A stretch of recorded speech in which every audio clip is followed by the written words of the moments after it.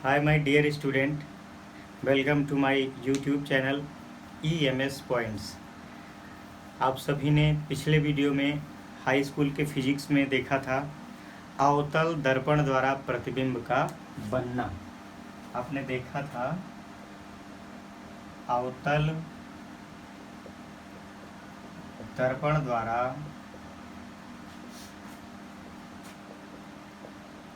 प्रतिबिंब का बनना, जिसमें हमने 3 महत्वपूर्ण स्टेप को पार किया था और उस स्टेप के हिसाब से हम चौथे स्टेप पर गए हैं। और चौथा बिंदु है जब वस्तु वक्रता केंद्र और फोकस के बीच में। कहाँ हो? हेडिंग सभी लोग डालिएगा। जब वस्तु वक्रता केंद्र और फोकस के बीच में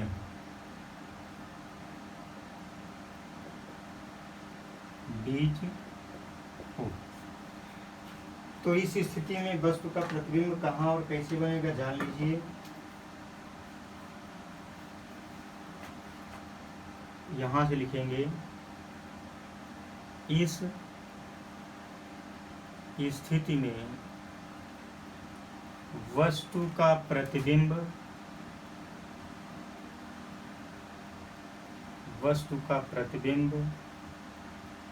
वास्तविक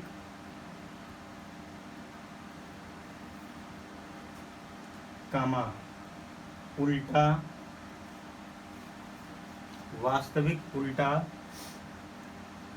वस्तु से बड़ा वस्तु की ओर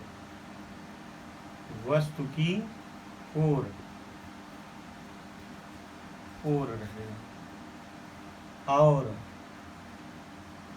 अनंतवा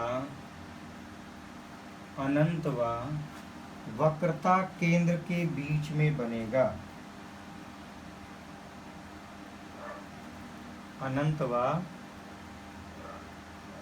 वक्रता केंद्र के बीच में बनेगा। इसको ध्यान से लिखिए। अब मैं इसका एक चित्र बनाता हूँ, रेखा चित्र, जिससे आपको समझ में आ जाएगा।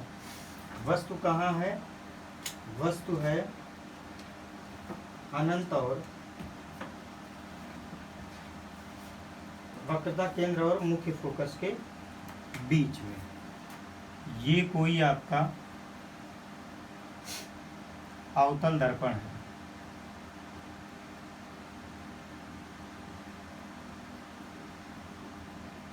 इसमें आपने देखा होगा हमें वस्तु रखनी है।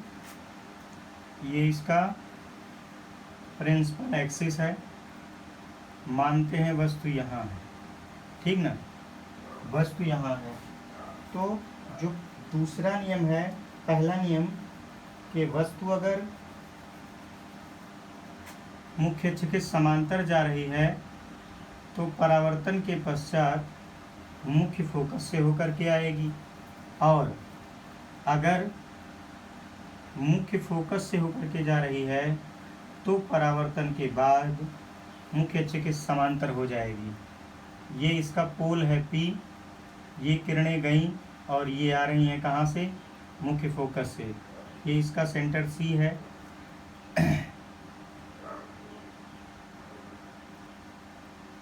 ये इसका सेंटर C है और ये भी वस्तु जा रही है मुख्य फोकस से, तो परावर्तन के बाद क्या होता है?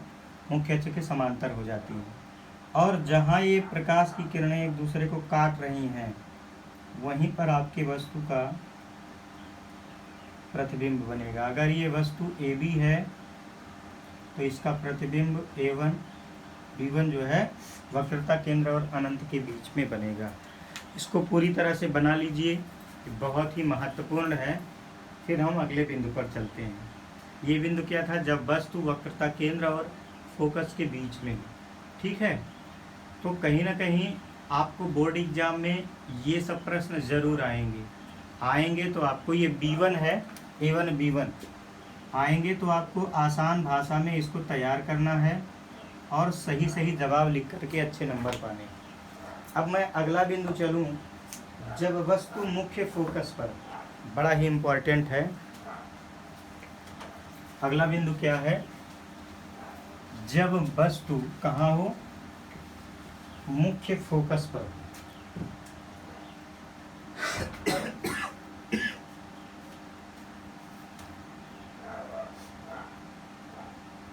जब वस्तु मुख्य फोकस पर हो, ये स्थिति में क्या होगा, इसमें वस्तु का जो प्रतिबिंब है वो बनेगा, वास्तविक बनेगा, उल्टा बनेगा, वस्तु से बहुत बड़ा बनेगा, ठीक ना, और अनंत पर बनेगा। ठीक है, लिखेंगे इस स्थिति में वस्तु का प्रतिबिंब वास्तविक कमा उल्टा कमा वस्तु से बहुत बड़ा, वस्तु से बहुत बड़ा और अनंत पर बनता है या अनंत पर प्राप्त होता है। कंडीशन जान लीजिए और अभी चित्र में भी बताएंगे कि वस्तु का प्रतिबिंब कहाँ रखा जाएगा और बनेगा कहाँ। लेकिन उससे पहले हमको क्या करना है, ये जानना है कि वस्तु कहाँ रखी जाएगी और प्रतिबिंब कहाँ बनेगा। तो वस्तु रखी जाएगी मुख्य फोकस पर, प्रतिबिंब वास्तविक बनेगा, उल्टा बनेगा, वस्तु से बहुत बड़ा बनेगा और अनंत पर बनेगा। ठीक है, चित्र के माध्यम से इसको समझिएगा। ये मानते हैं एक अवतल दर्पण हम बना रहे हैं, मानते हैं क्या ये अवतल दर्पण है, और इस दर्पण का ये मुख्य अक्ष है, प्रिंसिपल एक्सिस। मानते हैं आपकी ये वस्तु है,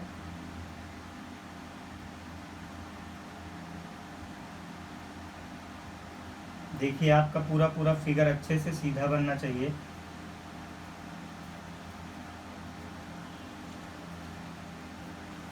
ये वस्तु है तो इसमें पहला नियम लगाएंगे, पहला नियम, फिर इसमें तीसरा नियम लगाएंगे।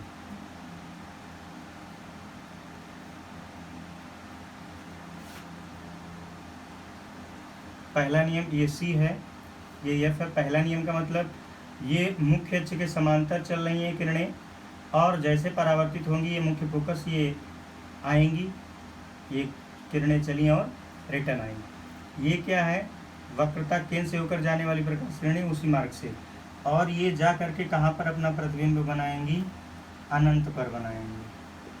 ठीक है, तो देखिए यहाँ हमने क्या कंडीशन दिया था, वस्तु फोकस पर, मुख्य फोकस पर स्थित हो तो क्या होगा, वस्तु का प्रतिबिंब वास्तविक बनेगा, उल्टा बनेगा, वस्तु से बहुत बड़ा और अनंत पर बनेगा। ये पूरा कंप्लीट करिए, फिर हम आज का तीसरा और पूरे का छठवां पॉइंट बताते हैं।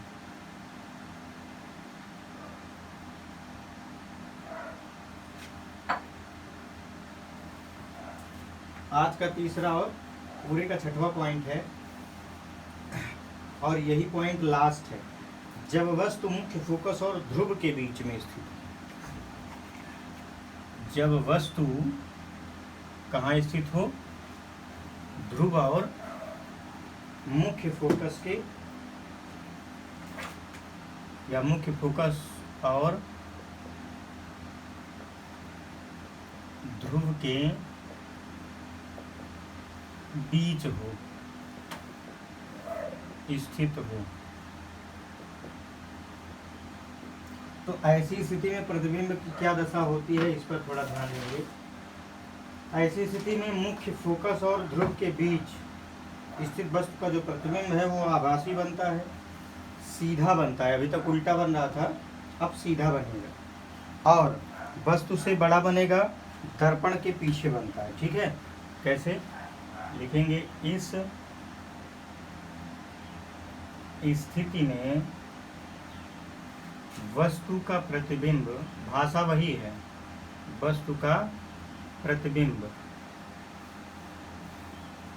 एक तो मैंने बोला सीधा, दूसरा बोला वस्तु से बड़ा, वस्तु से बड़ा, तीसरा बोला आभासी, आभासी। और कहाँ बनेगा?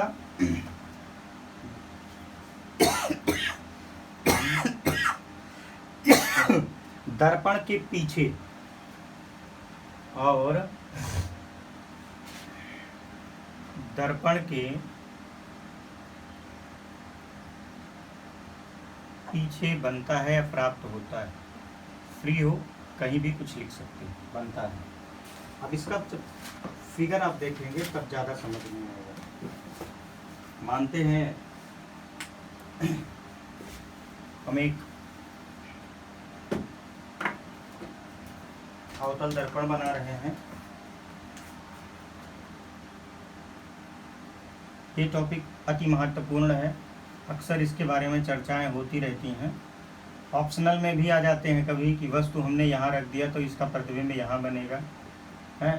तो ऑप्शन में आए, प्रश्न में आए, किसी तरह से आए, आप विचलित मत होइए, आप इसको पूरी तरह से अच्छे से पढ़िए। तो इसका जो फिगर होगा इस पर ध्यान देना है हमको। ये कोई वस्तु है, ठीक है,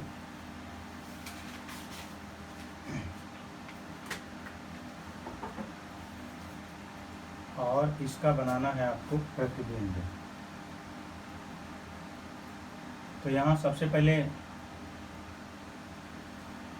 हम पहला नियम लगाएंगे।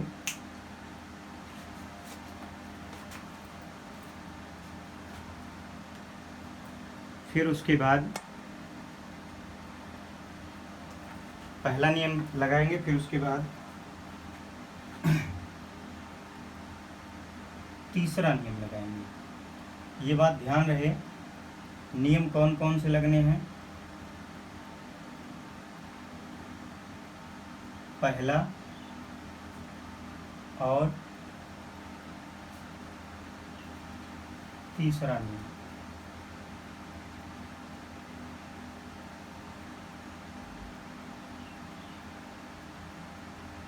और ये जहाँ काटता है वही वस्तु का प्रतिबिंब बनेगा और प्रतिबिंब आभासी होगा। ये आभासी प्रतिबिंब, ये अगर वस्तु AB है तो ये आभासी प्रतिबिंब A1 B1 है। ठीक है, आपका बढ़िया चित्र होना चाहिए और ये डॉट डॉट मोड में होना चाहिए। तो इस तरह से आपने ये अवतल दर्पण से प्रतिबिंब बनने की पूरी प्रक्रिया पढ़ लिया। मुझे उम्मीद है कि ये पूरा समझ में भी आया होगा। और समझने के लिए सबसे इम्पोर्टेंट फैक्ट है कि आप इसको देखिए, समझिए और राइट करिए। यदि आपकी समझ में नहीं आ रहा है तो कमेंट में बताइए, फिर मैं और रास्ते देखूंगा। और अगर समझ में आ रहा है तो अच्छे से इसका नोट्स बना लीजिए। कहीं जाने की और बहुत ज़्यादा परेशान होने की ज़रूरत नहीं है। हाई स्कूल में आप 80 से 90% बहुत आसान भाषा में प्राप्त कर सकते हैं और 90+ जाने के लिए थोड़ा सा और प्लस मेहनत करनी होगी। अगर आप चैनल पर नए हैं तो चैनल का फुल सपोर्ट करिए। फिर मिलते हैं अगली कड़ी में अगले नए वीडियो के साथ, जिसमें एक बड़ी सीख और बड़ी जीत होगी। Thank you.